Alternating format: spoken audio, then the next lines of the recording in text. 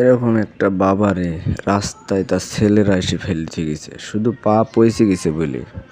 এরকম কাজ কিভাবে পারে করতে? এসব ছেলেরা এখনো দেশে কিভাবে বেঁচে আছে? এ দেশের আইন কি করে? আমরা কোন দেশে বাস করি দেখুন। অথচ আমরা যদি হেল্প করতে যাই মানুষে বাধা দেয়, নানান আইনের অজুহাত দেবে। আপনারাই বলুন এদের কি করা উচিত? এরকম কি কথা ছিল? তার সন্তান থাকতে বাবা রাস্তায় শুধু অসুস্থ হয়ে গেছে বলে, পা পচে গেছে বলে চিকিৎসা করা বাদ দিয়ে রাস্তায় ফেলে গেছে। আমাদের সবার এগিয়ে উচিত না? আমরা সবাই কেউ না কেউ তাদেরকে রক্ষা করতে হবে, তাই না?